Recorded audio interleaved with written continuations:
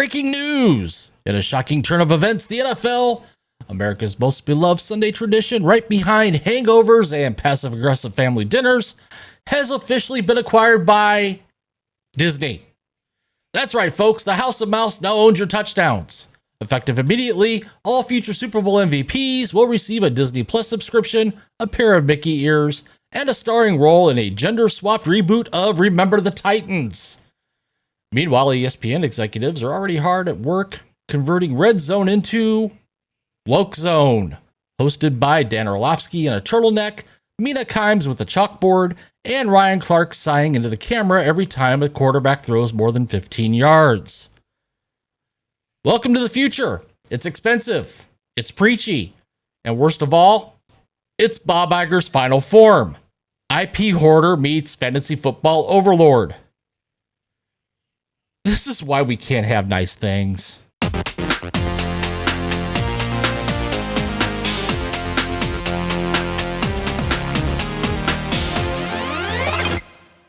Well, will you look at that? Look who's trying to buy America's last functioning religion. No, it's not Taylor Swift. She already took over the Chiefs. I'm talking about the Mouse, the House of Woke, the land of the $29.99 streaming fee and 17 ads per quarter. That's Disney.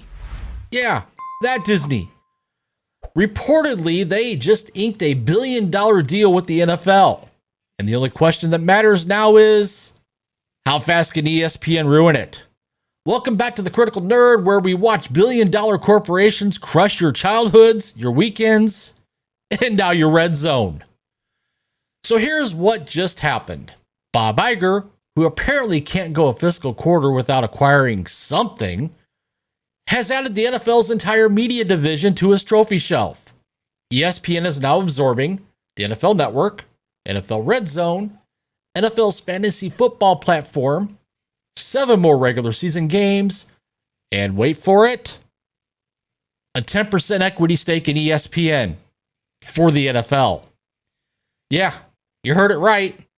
The NFL now owns part of ESPN.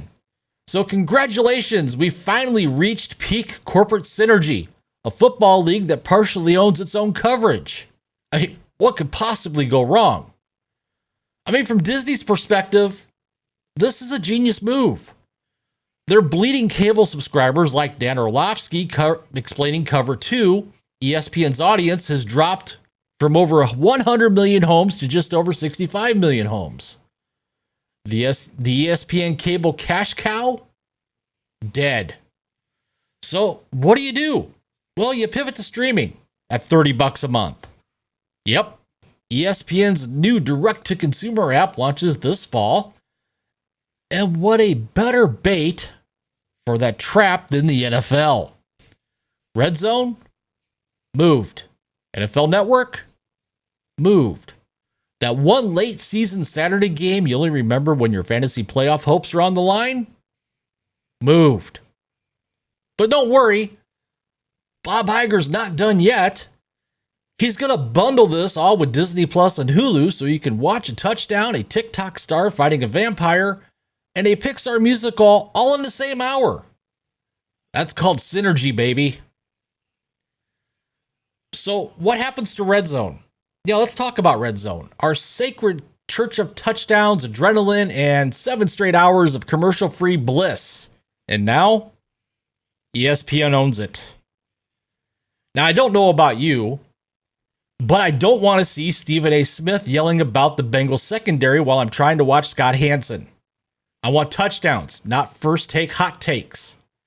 And if I see one single pixel of what Ryan Clark, Dan Orlovsky, or the intellectual vacuum that is Dominique Foxworth on RedZone, I'm out. Cancel my fantasy league, burn the app, give me back my illegal streams. Now listen, Laura Rutledge, I got no problem with Laura Rutledge.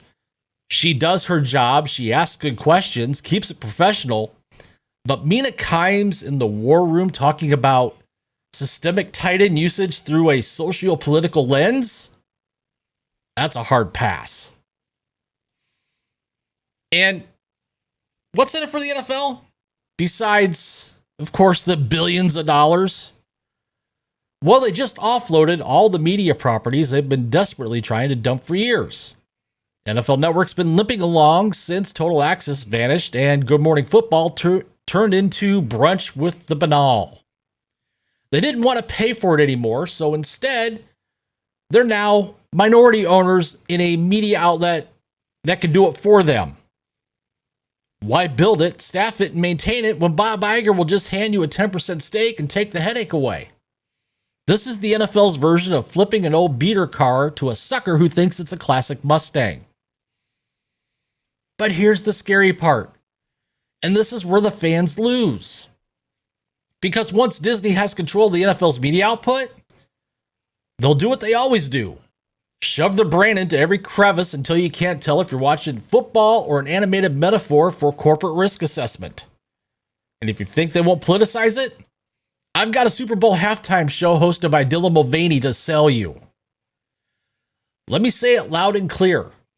For those of you in the back, I don't want Dan Orlovsky crying about his feelings on the NFL Network. I don't need Mina Kimes explaining why QBR is actually a feminist issue, and I definitely don't need the NFL turning RedZone into WokeZone. All I want is Scott Hansen, touchdowns, and peace. And don't think you're getting this for free. Oh, no, no, no. Right now, RedZone's about $10.99 on YouTube TV. But under ESPN, expect bundles, upsells, and premium tiers. Want RedZone? That'll be another $14.99 on top of your $30 ESPN app. And if you want it without 30 minutes of Stephen A. Smith debating holographic Tom Brady, that's the deluxe ad-free tier for $49.99. So congratulations, fandom just became a luxury product. We've gone from Monday Night Football on your living room TV to which streaming service do I need this week to watch my team play in Germany or on a Thursday morning? So what does this all mean? What's the big picture here, the grand scheme?